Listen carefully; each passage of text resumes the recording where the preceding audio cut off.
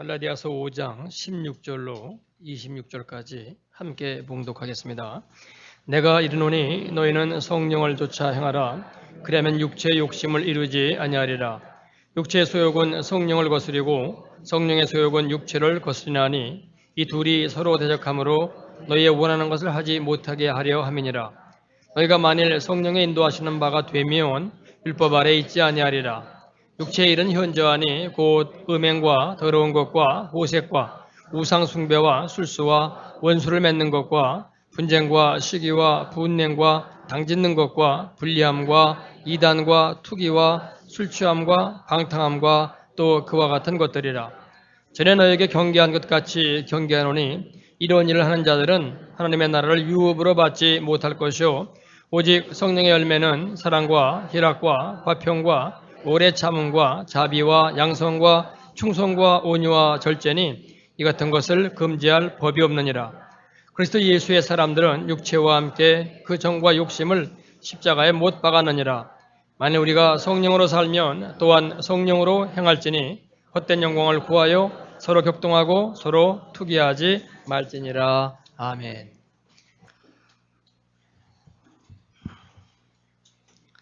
여러분, 주의 사랑으로 사랑합니다. 지난번에 제가 두 번에 걸쳐서 성령의 은사에 대해서 말씀을 드렸습니다. 이제 그러면서 성령의 은사는 철저하게 하나님의 영광을 위한 것과 또 교회의 덕을 세우기 위한, 그래서 공동체를 세우기 위해서 우리에게 주시는 것이라고 말씀드렸습니다. 이제 오늘 성령의 열매에 대해서 말씀을 드리려고 합니다. 그래서 이제 오늘 본문에 의하면은 성령의 열매에 대해서 설명하고 있죠. 그래서 성령의 열매는 사랑과 희락과 화평과 오래 참음과 자비와 양선과 충성과 온유와 절제라고 말씀하고 있습니다. 그러면 성령의 열매가 전부 몇 가지라고 우리가 말하고 있습니까? 우리가 보통 이제 9가지라고 말하고 책 제목도 보면은 성령의 9가지 열매 그렇게 말하고 있습니다만은 사실 정확히 말하면은 성령의 열매는 하나입니다. 한 열매에 그런 9가지의 모습이 나타나고 있는 것이죠.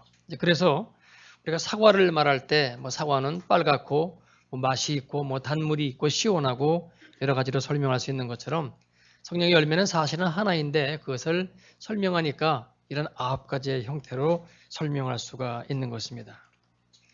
이제 오늘 본문에 보면은 이 성령의 열매에 대칭되는 것이 있습니다. 그것이 무엇인고 하니 육체일이라고 말씀을 하고 있습니다. 그러면서 육체일에 대해서는 19절로부터 21절에 이렇게 설명하고 있죠. 육체의 일은 현저하니 곧 음행과 더러운 것과 호색과 우상 숭배와 술수와 원수를 맺는 것과 분쟁과 시기와 분냄과 당짓는 것과 불리함과 이단과 투기와 술 취함과 방탕함과 또 그와 같은 것들이라 이렇게 설명하고 있습니다. 여러분, 이게 전부 몇 개인 줄 아십니까? 이게 지금 15개로 지금 기록되어 있습니다. 숫자가 크게 중요한 것은 아닙니다만은 이것은 15개의 복수 형태로 기록되어 있습니다. 그래서 한 개의 성령의 열매와 15개의 육체의 일들이라고 해가지고선 열매와 일로 분리가 되고 있습니다. 그래서 이제 우리가 오늘 살펴볼 부분이 바로 이 부분입니다. 열매와 일. 그래서 우리가 주를 위해서 일한다라고 할 때에 어느 때 성령의 열매가 되고 어느 때 육체의 일이 되느냐 하는 이 문제입니다. 한마디로 말해서 내가 열심히 일해서 그 노력의 결과로 얻어지는 것, 그것은 육체의 일입니다. 그래서 열매라고 하는 건 사실은 그냥 맺혀지는 겁니다. 무엇에 의해서 맺혀집니까? 성령에 의해서 그냥 맺혀지는 것을 말하죠. 그래서 우리가 이 성령의 열매를 생각할 때 중요한 것은 외형상으로는 성령의 열매가 맞습니다. 그 사람이 변화가 되었어요. 새로운 사람이 되었어요. 그런데 이것이 과연 성령의 열매냐 아니면은 자기 열심으로 자기 노력으로 육체의 일로 열린 열매냐 하는 이 문제가 됩니다. 예를 들어서 여러분, 만일 내가 온유해지기 위해서 엄청난 노력을 기울여져 가지고서 결과적으로 온유해졌습니다. 그러면 이것이 성령의 열매입니까? 이것은 성령의 열매가 아닙니다. 온유한 열매는 맺히긴 맺혔는데 이것은 성령의 열매가 아니라고 하는 사실입니다. 여러분, 안 믿는 사람도요, 본래 성품이 온유한 사람이 있습니다. 또 어떤 사람은 의지가 매우 강한 사람이 있어요. 그래서 내가 오늘 술을 석 잔밖에 안 마신다 그러면은 무슨 일이 있어도 여러분 석 잔 딱 마시고 들어옵니다. 내가 몇 시까지 집에 들어온다고 하면은 무슨 일이 있어도 그 시간 딱 되면은 집에 들어오는 그런 사람들이 있습니다. 그러나 이것은 성령의 열매가 아닙니다. 그래서 이런 것이 우리가 목표로 하는 성령의 열매가 아니라는 것입니다. 근데 많은 크리스찬들이 이런 식으로 신앙생활을 합니다. 이렇게 노력을 해가지고선 내가 되기 시작하면은 하나님의 사람이 되었다라고 생각하는데 성경은 전혀 그렇게 말씀하고 있지 않다고 하는 것입니다. 그런 관점에서 여러분에게 과연 성령의 열매가 맺혀 있습니까? 그래서 여러분에게 하나님으로부터 오는 사랑의 마음이 있습니까? 기쁨이 있습니까? 평강이 있습니까? 여러분, 이 모든 성령의 9가지 열매들이 어울려지는 삶의 모습이 우리에게 나타나고 있어야 된다라고 하는 것입니다. 그리고 이것이 내 노력에 의해서 되는 것이 아니라 성령에 의해서 이것이 이루어져야 된다라고 하는 것입니다. 물론 성령의 열매가 처음부터 크게 맺히는 것은 아닙니다. 작은 열매가 맺혀서 점점 더 커지고 또 그것이 완숙해지는 것이지요. 그런데 오늘 본문에서 또 한 가지 생각할 것은 이런 성령의 열매와는 반대로 여러분의 삶 속에 오늘 본문이 말씀하고 있는 것처럼 음행과 더러운 것과 호색과 우상숭배와 술수와 이런 것들이 여러분의 삶 속에 나타나고 있지 않느냐 하는 것입니다. 그래서 여러분의 삶이 지금 어느 쪽에 서 있느냐고 말씀하고 있는 것입니다. 이렇게 질문하면은 아주 애매한 답을 하는 분들이 있어요. 나는 양쪽이 다 아닌 것 같다. 성령 쪽이라고 대답하려고 하니까 좀 자신이 없고 나쁜 쪽이라고 생각하려고 하니까 또 그런 것 같지는 않고 그러니까 나는 양쪽이 다 아닌 것 같다. 그런 아주 애매한 대답을 하는 분들이 있는데 여러분 아닙니다. 반드시 우리가 어느 한쪽에 서게끔 되어 있습니다. 그래서 오늘 우리가 이 본문을 통해서 내가 어느 쪽에 서 있는가 하는 것을 한번 점검해 보자고 하는 것입니다. 먼저 여러분 방금 말씀드린 육체의 일들을 보면은 먼저 성적인 타락에 대해서 3가지 이야기를 하고 있습니다. 그것이 음행과 더러운 것과 호색입니다. 우리말로 더러운 것이라고 번역이 되었습니다만은 성적인 더러움을 나타내는 단어입니다. 그 다음에 우상 숭배와 술수가 나옵니다. 우리가 보통 우상 숭배는 이해가 되는데 술수 그러면 조금 좀 무슨 얘기인가? 여러분 이거 어원을 따져보면은 거짓된 사교에서 나오는 것입니다. 우리식으로 말한다고 하면은 무당들이 사람들을 속이는 겁니다. 그래서 헛된 것을 바라보게 함으로써 하나님에 대한 예배를 어지럽히는 것을 말합니다. 그런데 여러분 여기에 보면은요 성적인 타락은 곧바로 예배 타락으로 이어집니다.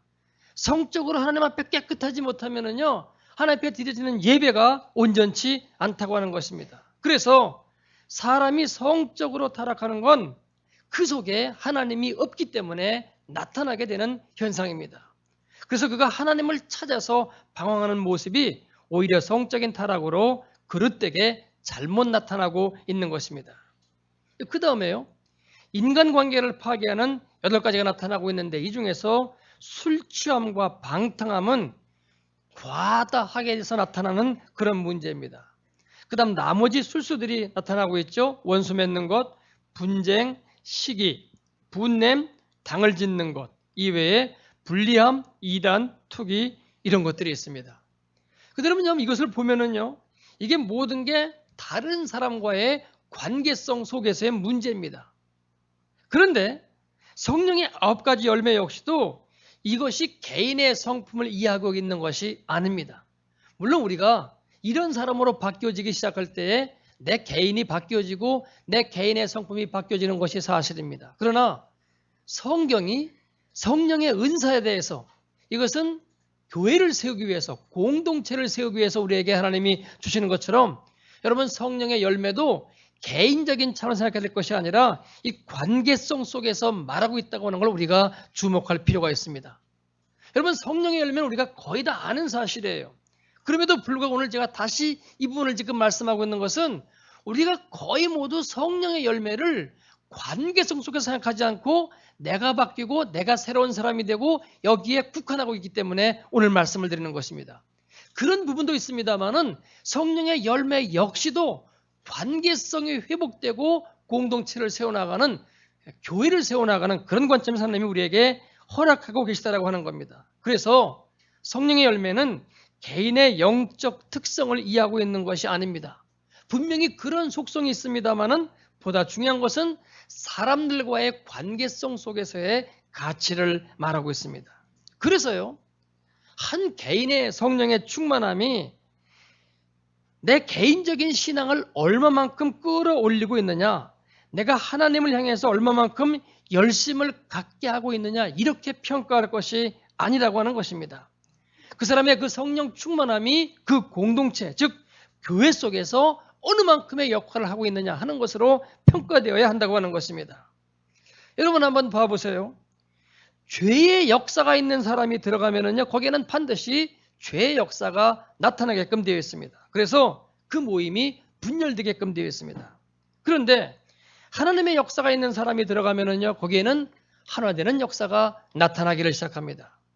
내가 십자가를 지는데, 그래서 나 자신이 그 공동체의 억울함과 어려움과 부족함과 죄악과 그런 문제를 짊어지기 시작하면은요, 여러분 그 공동체가 어디로 가겠어요? 하나가 되고 그래서 그 공동체가 세워지기를 시작하는 것입니다. 그렇기 때문에 이 성령의 열매는 개인적인 차원에서만 생각할 것이 아니라 이 공동체 속에서 생각해야 된다라고 하는 것입니다. 그래서 여러분, 이 성령의 열매라는 건 간단합니다. 성령의 열매는 씨를 심는 것과 똑같습니다. 사과를 심으면 사과 열매가 맺히고 배를 심으면 배 열매가 맺히는 것처럼 성령이 역사하시면 거기에 성령의 열매가 맺혀지기를 시작합니다. 우리가 하나님 앞에 가서 여러분 우리의 삶을 결산할 때도 마찬가지라고 생각이 됩니다. 만일에 아브라함이 여러분 그 종 다메섹 엘리에셀을 보내면서 이색의 아내를 찾아오라고 했습니다.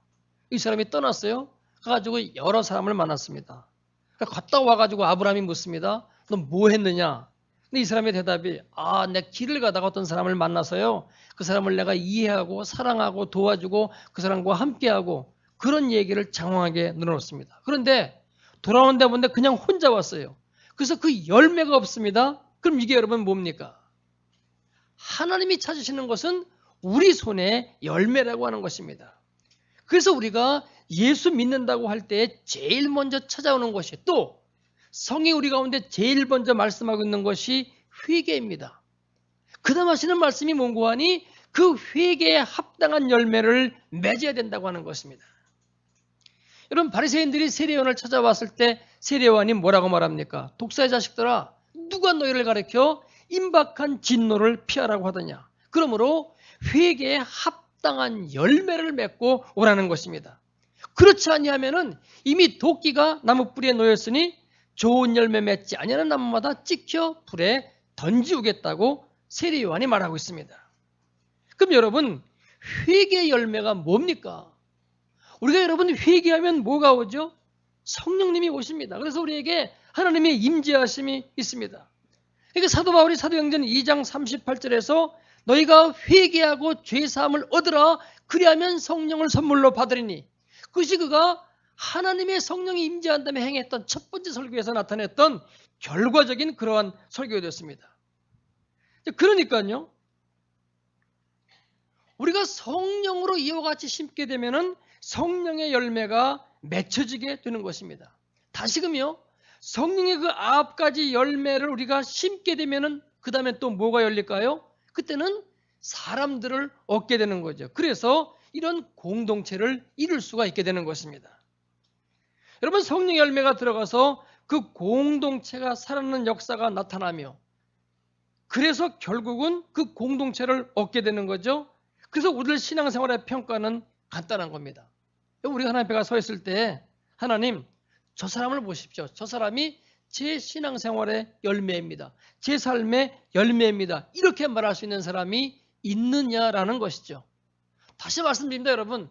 하나님 내가 이렇게 변화되었습니다. 내가 이런 사람이 되었습니다. 거기서 끝나면 안 되고 네가 그렇게 변화가 되었느냐? 그러면은 너로 인해 가지고 다시금 변화된 사람이 누가 있느냐? 얼마나 되느냐? 그것이 우리의 신앙생활의 열매라고 하는 것입니다.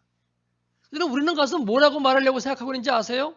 하나님, 내가 하나님을 위해서 내가 주의 일을 열심히 했습니다. 내가 헌금도 드렸습니다. 못 됐습니다. 못 됐습니다. 우리는 그런 자세로 하나님 앞에 나아가려고 하고 있는 것인데 그것이 아니라고 하는 것입니다.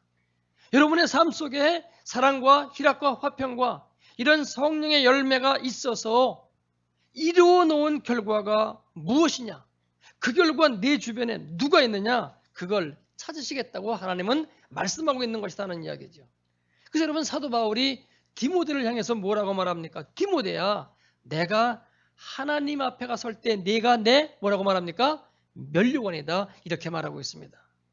사도 바울이 내가 교회를 몇 개를 개척하고 어디에 선교했고 어디에 전도했고 이렇게 말하고 있지 않습니다. 그래서 하나님, 내가 내 인생을 놓고 볼 때에 저기 저 사람은 제 작품입니다. 내가 저를 전도했고 저를 위해서 기도했고 저를 하나님의 사람으로 만드는 그 일 가운데 내가 있었습니다라고 말할 수 있는 사람이 있느냐라고 하는 것입니다. 여러분 성도들은, 우리 하나님을 믿는 사람들은 성경을 통해서 하나님을 알아가게 됩니다. 성경을 통해서 하나님을 만나게 됩니다. 그러나 믿지 않는 사람들에게 이것이 해당되지 않습니다. 그들은 우리의 삶을 보면서 하나님을 알아가게 되는 것입니다. 봐보세요 여러분. 세상 사람들이 나를 볼 때 과연 내가 천국이 있는 사람처럼 살고 있는지, 하나님이 계신 것처럼 내가 살고 있는지, 정말 내가 하나님을 믿는 사람처럼 살고 있는지, 그래서 이런 사람이 그들의 눈에 들어오게 되면은 그때는 나도 저 사람처럼 살았으면 좋겠다 그런 마음이 들어오게 되는 거죠. 그래서 하나님 앞에 무릎을 꿇고 나도 이제부터는 예수 믿고 살겠습니다라고 하는 그런 결단을 하게 되는 것입니다. 왜요? 삶의 열매가 보이니까, 성령의 열매가 우리 가운데 보여지기 시작하니까. 그래서 문제는 우리의 삶 속에 과연 이러한 성령의 열매가 있느냐 하는, 여기에 우리의 신앙생활에 초점을 맞춰야 된다고 하는 것입니다. 먼저 여러분, 이제 성령의 열매 가운데 사랑에 관한 겁니다. 여러분, 사랑이 있으면은 남의 허물이 보이지를 않습니다. 우리의 자녀들이 아무리 넘어지고 실패하고 좌절하고 때로는 좀 잘못된 곳으로 나간다고 하더라도 그 자녀를 사랑하는 부모는 여전히 포기하지 않습니다. 왜요? 자식을 사랑하니까. 그래서 다른 사람들은 다 포기하더라도 포기할 수 없는 부모로서의 오래 참음이 거기에 있습니다. 근데 이 성령의 충만함을 입지 못해서 성령의 열매가 맺혀 있지 않은 사람은 참지를 못하는 겁니다. 그 꼴을 보면서 그냥 지나치지를 못하는 겁니다. 아니, 저 인간이 왜 저러지? 이렇게 되는 거란 말이죠. 그러나 여러분, 하나님이 임재하시고 하나님이 우리 가운데 하늘의 능력과 힘을 주시기 시작하면은 거기에는 사랑의 열매가 맺히기를 시작하는 겁니다. 이것은 내가 오래 참는 것이 아닙니다. 하나님의 은혜로 이것을 참아나갈 수 있는 것을 말하고 있는 거죠. 그래서 여러분, 사랑은 오래 참는 겁니다. 사랑은 기다리는 겁니다. 다른 사람이 다 포기하다 하더라도 나는 그 가능성을 보면서 포기하지를 않고 기다리는 것입니다. 그래서 하나님의 성령이 내 가운데 오시면은 하나님의 그 사랑의 모습이 우리에게 나타나기를 시작합니다. 여러분, 아담과 하와가 범죄한 이후에 보면은 인간이 정죄를 받음으로 죄를 떠나게 되는 것이 결코 아닙니다. 정죄를 받아가지고는 결코 죄를 떠날 수가 없습니다. 그런데 사랑을 받아서 죄를 떠나고 사랑을 받아서 죄를 이기게 되는 것입니다. 그런 것이지 정죄를 받음으로 여러분 죄를 이겨나가지 못합니다. 지금 우리에게 이러한 사랑이 없는 것의 문제입니다. 그러나 하나님의 사랑이 부어지면 그때는 오래 참을 수 있는 성령의 열매가 우리 가운데 나타나기를 시작합니다. 내가 참고 내가 견디고 내가 인내하면 그것은 내 열매가 되지만 하나님이 오셔서 야, 내가 참았다. 내가 널 이제까지 기다렸다. 내가 너의 빚 1만 달란트를 내가 탕감했다고 하시는 그 사실을 알게 되면 그때는 기다리지 못할 사람이 없고 용서하지 못할 사람이 없게 되는 겁니다. 그래서 하나님의 사랑이 우리 마음에 부은 바 되어서 그 속에서 다시금 하나님의 사랑으로 나아갈 수가 있게끔 되는 것입니다. 그래서 하나님의 사랑의 열매가 맺혀지기 시작하면은 희락이 오고 화평이 오고 기쁨이 오기 시작합니다. 그래서 성령의 9가지 열매가 우리 가운데 맺혀지기를 시작하는 겁니다. 여러분, 그동안 우리는 내 뜻대로 되면은 기쁘고 감사하고 하나님께로 나아가고, 내 뜻대로 되지 아니하면은 불평을 해야 되는데 이제는 아닌 거죠. 사도 바울이 여러분 빌립보서에서 말하고 있는 것처럼 내가 궁핍함으로 말하는 것이 아니라, 내가 지금 가난하고 궁핍하기 때문에 말하는 것이 아니라 어떠한 형편이든지 내가 자족하기를 배웠노니, 그래서 내가 비천에 처할 줄도 알고 풍부에 처할 줄도 알아 모든 일에 배부르며. 여러분 비천한 가운데 있음에도 불구하고 하나님에 대한 원망이 나오지 않는 겁니다. 감사한 겁니다. 하나님의 은혜를 기뻐할 수 있는 것입니다. 풍부하다거나 여러분 교만하지 않는 것입니다. 이게 내 거라고 생각하지 않는 것입니다. 하나님이 맡겼으니 이걸 내가 어떻게 관리할까 하는 그런 선한 마음이 그 가운데 있는 것이죠. 그래서 모든 일에 배부르며 배고픔과 풍부와 궁핍에도 일체의 비결을 배웠노라. 어떻게 해요? 내게 능력 주신 자 안에서 내가 모든 것을 할 수 있느니라. 여러분 이 말씀을 부자가 된다고만 생각하지 마세요. 내가 되면 모든 게 된다는 이야기가 아닙니다. 오히려 그 반대 상황 속에서도 하나님이 나와 함께 하고 계시다고 하는 그 한 가지 사실만으로 기뻐할 수 있고 감사할 수 있었고, 이 어려움을 능히 이겨나갈 수 있다고 하는 그런 고백으로 말씀하고 있는 것입니다. 여러분 이런 기쁨이 우리에게 있느냐는 거죠. 이런 능력이 우리에게 있느냐는 거죠. 없다면 여러분 왜 없는 겁니까? 우리가 아직도 나 중심적으로 신앙생활을 하고 있고 내 기분대로 움직이고 있기 때문에 그렇습니다. 근데 이건 믿음이 아닌 거죠. 내게 좋으면 하나님이 계신 것이고 좋은 것이고, 내게 안 좋으면 하나님이 안 계신 것 같고 기분 나쁜 것이고, 이것은 신앙이 아니라고 하는 것입니다. 그러니까 여러분 예배 때 은혜를 받아도 집에 돌아가다 부부 사이에 말 한마디 여러분 모든 것이 바뀌기 시작하는 것입니다. 그러나 여러분 하나님의 성령이 우리 가운데 오시면은 기쁨이 생겨나기 시작합니다. 그래서 하나님의 눈으로 볼 때에 우리가 그렇게 고백할 수 있는 것입니다. 고난 중에서도 내가 기뻐한다. 왜? 이 고난이 인내를 낳고 그 다음 이 인내가 다시금 갖고 오게 되는 그 열매를 알기 때문에 고난 가운데서 기뻐할 수가 있는 것입니다. 그래서 우리의 신앙생활 과정 가운데 우리는 그럴 때가 많아요. 하나님이 왜 이렇게 어려운 과정을 주는가? 이게 뭔가? 하나님이 나를 사랑하시지 않는 것이 아닌가? 그러나 여러분 그 과정을 다 지나고 난 다음에 하나님의 사랑을 우리가 느끼기 시작할 때 세상이 빼앗을 수 없는 기쁨이 우리 가운데 임하기를 시작하는 것입니다. 여러분 하나님 나라의 복음에 강한 것이 여기에 있습니다. 내가 죽어서 가는 것이 천국이 아니라고 하는 사실입니다. 그 천국도 여러분 분명히 있습니다만은 이미 이 땅에서 누리면서 할 수 있는 그런 능력 있는 천국이라고 하는 것이죠. 그 다음에요, 성령의 열매 중에 화평이 있습니다. 여러분 이스라엘 사람들이 샬롬이라고 말하는 이 평화죠. 이건 모든 인간관계 속에서 화평함이 이루어지는 것을 말합니다. 다시 강조합니다. 내 안에 이루어진 화평 하나만 갖고 안 됩니다. 그 화평을 통해서 어떤 사람에게 그 화평이 또한 나갔고 그 사람도 화평하게 되는 자라고 하는 인간관계 속에서의 화평함입니다. 그래서 모든 성령의 열매는 인간관계 속에서 드러나야 된다고 하는 것입니다. 그래서 내가 하나님과 화목하면은 네 원수와도 화목하게 된다고 말씀하고 있습니다. 여러분 이거 원수랑 화목하는 거예요. 이것도 화평하고는 또 다른 겁니다.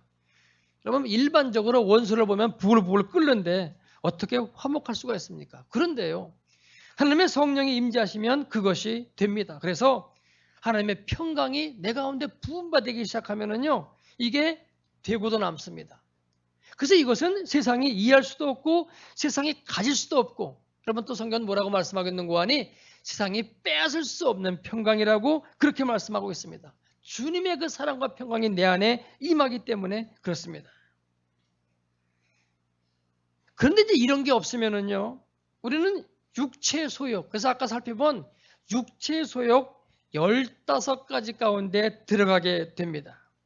근데 여러분 21절에 의하면은 이런 사람들은 하나님의 나라를 유업으로 받지 못한다고 되어 있습니다. 그래서 지금 내 좌표가 어디에 있느냐 하는 것을 우리가 확인해 볼 필요가 있다는 것이죠. 이게 안 되면은 우리의 삶이 얼마나 비참하게 됩니까? 저는 여러분 개인적으로 신앙 고백을 한 가지 하겠습니다. 저는 이 말씀에 대해서 많은 의문을 갖고 있었어요.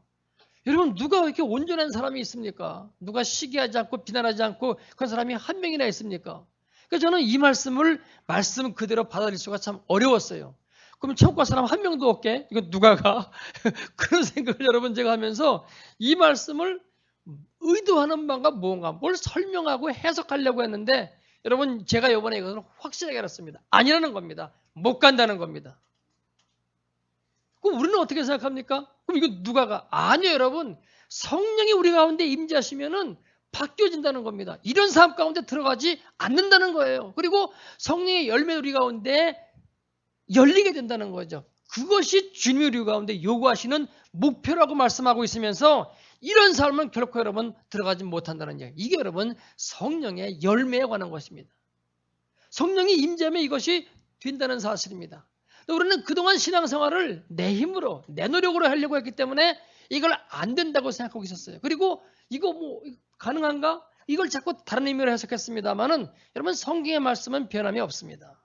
하나님의 성령이 임하면은 이거는 끊어지게 된다는 것이고 하나님의 성령의 열매가 맺혀지기 시작. 그렇게 되면 우리가 주님을 향해서 나아갈 수 있다고 우리 가운데 분명하게 말씀을 하고 있는 것입니다. 여러분, 나는 열심히 신앙생활을 나름대로 했고 나는 열심히 하나님을 섬겼는데 나중에 하나님 앞에 가서 보니까 아닌 거예요. 내 생이 끝나면서 하나님 앞에 설 때 보니까 그 평가가 전혀 달라지기 시작합니다. 그래서 여러분 하나님이 말씀하고 있는 이 성령의 열매가 우리의 삶 속에 나타나고 있느냐 하는 것을 지금 점검해 보라는 것입니다. 너희가 하나님을 진실로 믿으면 이 성령의 열매가 나타나게 되어 있다고 성경 우리 가운데 약속하고 있습니다. 왜냐하면 이것은 내가 노력해서 맺어지는 것이 아니라 믿으면 하나님께서 우리 가운데 이 열매를 맺혀주시기 때문에 그렇습니다. 그 다음에 여러분 자비에 관한 것입니다. 이 자비는 예수님이 제자들의 발을 씻겨주는 여기에 나타나고 있는 그것입니다. 그래서 여러분 여기 오래 참는 부분이 있습니다. 그런데 우리가 오래 참으면은요 하나님이 때가 되면 이루기 시작합니다. 그 다음에 양선은 아주 양질에 선한 것이죠. 그 다음 충성은 앞과 뒤가 같은 것입니다.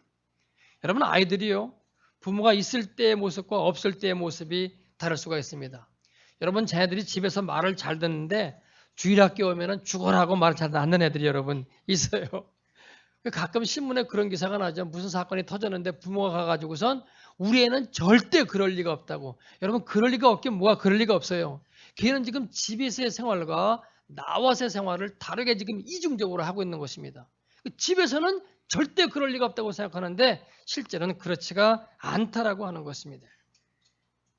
그래서 여러분 저 사람 믿을 수 있다고 하는 말이 무슨 말입니까? 누가 있을 때나 없을 때나 앞에서나 뒤에서나 힘이 있을 때나 없을 때나 동일하게 사는 사람을 말합니다. 그러면 그 사람이 믿을 만한 사람이라는 평가를 듣게 되는 거죠. 근데 여러분 사람들이 일반적으로 그렇게 여러분 믿을 만하지를 않습니다. 그러니까 성경은 인생을 믿지 말라고 말씀하고 있습니다. 그 호흡이 코에 있기 때문에 그것 끊어지면 그만이라고 말씀하시면서 인간이라고 하는 게 그렇게 믿을 만한 존재가 못 된다고 말씀하고 있습니다. 그래서 여러분 하나님이 잡아주시지 않으면은 그 인생이 스스로 지탱할 수를 없는 것입니다. 단지 하나님이 잡아주셔서 그를 함께 하실 때 그때만 여러분 그의 심성이 유지될 수 있는 것이지 그렇지 않으면 이것이 불가능하다고 하는 것입니다. 여러분 어떤 사람이라도 그렇습니다.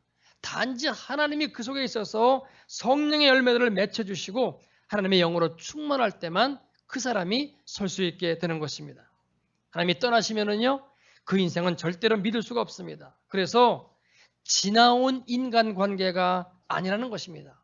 세상은 그 인간관계로 여러분 갈 수 있을지 모르겠습니다만은 우리의 여러분 싸움은 영적 싸움이기 때문에 절대로 그렇지가 않습니다. 그래서 하나님의 기름 부음이 끝나면은 거기서 우리의 모든 것은 끝나게 됩니다. 자기의 마음을 지키지 못하게 되는 것이라는 이야기입니다. 그래서 우리는 믿을 만한 사람이 못 되는데 성령이 오시면 그런 사람으로 만드시기 시작합니다. 온유와 절제도 그렇고요. 그래서 성령의 모든 열매들이 이렇게 맺혀지기를 시작합니다. 자, 이제 오늘 다시 돌아가서 이제 얘기를 끝맺겠습니다. 어떻게 성령의 열매들을 맺을 수 있느냐? 성령이 오시면 성령이 내 안에 오시면 됩니다. 그래서 성령이 내 안에 오시기 위해서 오늘의 본문은 세 가지를 말씀하고 있습니다. 그것이 16절에 성령을 조치라고 하는 말씀입니다. 그 다음 25절에 성령으로 살라고 하는 말씀입니다. 그리고 마지막 세 번째로 16절과 25절이 다 말씀하고 있는 성령으로 행하라고 하는 이 세 가지입니다. 저는 이 내용을 이제 다음 주에 다시 한번 자세히 살펴보려고 합니다. 근데 여러분, 성령이 오셔서 하시는 사역 중에 가장 강력한 사역이 무엇인지 아십니까? 여러분, 성령은 수많은 일을 행할 수가 있습니다. 그렇죠? 마리아를 잉태하셨습니다. 그렇죠? 무리를 걷게끔 하시죠? 죽은 자를 살리시죠? 모든 일을 다 하실 수 있는데 그 중에 성령이 하시는 가장 강력한 일이 뭔가 하니 하나님의 생각을 우리에게 집어넣어 주시는 일입니다. 그래서 하나님을 따라가고 싶은 마음 우리 가운데 강력하게 넣어주기 시작합니다. 그래서 그때는 우리가 죄악을 따라가면은 성령의 책망하는 마음이 있기 때문에 편하지를 않습니다. 그래서 하나님이 주시는 그 성령의 생각들을 우리가 누르면서 가면 안 됩니다. 그것을 쫓아가야 됩니다. 이것이 성령을 쫓아가는 사람의 생활입니다. 왜요? 우리의 삶 속에 성령의 생각과 육신의 생각이 여전히 싸우고 있거든요. 그때 성령의 생각 쪽을 선택하는 겁니다. 그래서 그 말씀을 따라가라는 것입니다. 그래서 나를 쳐서 성령의 뜻에 복종하라는 것입니다. 여러분, 청년들이 가끔 묻습니다. 어느 게 성령의 뜻이냐고. 일반적인 답은 이렇습니다. 성령의 생각은 육신의 소욕을 거스리고 육신의 소욕은 성령의 생각을 거스리기 때문에 내가 하고 싶은 쪽의 것으로 결정하지 않으면 여러분 거의 맞습니다. 그게 여러분 성령의 생각입니다. 내가 여기 있고 싶을 때는 여러분 떠나야 되고요. 떠나고 싶을 때는 여기 있는 것이 일반적으로 말할 수 있는 여러분 성령의 뜻입니다. 왜요? 우리는 늘 내 마음대로 살고 싶거든요. 그렇기 때문에 육신의 소욕은 성령을 거스리고 성령의 생각은 육신을 거스리게끔 우리가 지금 살고 있기 때문에 그렇습니다. 그래서 그때 성령 쪽의 생각을 선택하는 것입니다. 그러면은 성령의 열매가 맺혀지기 시작합니다. 그러면서 내 발걸음이 성령과 함께 가기 시작하십니다. 그러면서 성령께서 내 가운데 일하시고 역사하시기를 시작합니다. 그렇지 않으면요, 여러분, 하나님과 코드가 달라져서 갈등이 생기고 나누어지고 미워하게 되고 그래서 분쟁이 생기며 그래서 이때 모든 죄악의 모습들이 열매 맺기를 시작하는 겁니다. 그래서 여러분, 기독교는 그 속에 누가 살고 있느냐 하는 이 주권의 문제가 가장 중요한 것입니다. 오늘 이 성령의 열매를 돌아보면서 우리가 정직한 심령으로 과연 내가 하나님 앞에 설 때에 내 모습은 어떠한 것인지, 내 삶에 과연 성령의 열매가 맺혀지고 있는 것이냐는 것을 정직하게 한번 살펴볼 필요가 있습니다.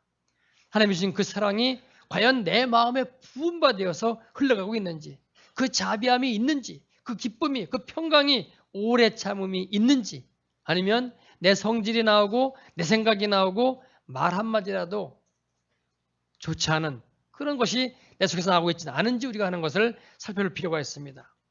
하나님 우리를 부르셨을 때에 이미 우리에게는 풍성한 하나님 나라의 삶이 있어지기를 원하십니다. 그리고 이미 우리 가운데 그 힘을 사실은 주고 계십니다. 그래서 저 사람은 성령의 사람이다, 하나님의 사람이다 하는 소리를 듣게끔 하나님께서 작정하셨습니다. 그렇기 때문에 그 사람이 가는 곳마다 싸움이 그치고 평강이 머물고 그 사람이 가는 곳마다 기쁨이 있고 생명의 생수가 샘물처럼 흘러나오게끔 주님께서 우리 가운데 이미 행하고 계십니다. 그래서 여러분이 아브라함처럼 복의 원천이 될 수가 있는 것입니다. 왜요? 하나님의 보좌가 이미 여러분 가운데 계시기 때문에 그렇습니다. 그래서 그 보좌로부터 하나님의 성령이 흘러가는 그런 여러분이 되기를, 그런 우리 교회가 되기를 축복합니다. 기도하겠습니다. 아버지, 이미 모든 것을 우리에게 허락하셨고 너희가 믿기만 하면 이것을 주겠다고 약속하셨사오니 우리에게 아버지 둘러져 있는 이 모든 희미한 어둠의 장막을 아버지 거두어 주시고 밝히 볼 수 있는 은총을 허락하여 주옵소서. 아버지 앞에 구하옵는 하나님의 말씀이 선포될 때마다 아버지 영의 눈이 떠질 수 있도록 인도해 주시옵시고 믿음이 아버지 우리 모든 성도에게 있어지도록 주께서 역사하사 우리 모두가 성령의 충만함으로 주님의 길을 세워나갈 수 있도록 함께하여 주옵소서. 주께서 이 일을 시작하셨사오며 우리 가운데 또한 이 일을 이루실 줄로 믿습니다. 다 함께 이 믿음 가운데 주님을 바라볼 수 있도록 역사하여 주옵소서. 함께 하실 것을 믿사옵고 예수님의 이름으로 기도하옵나이다. 아멘.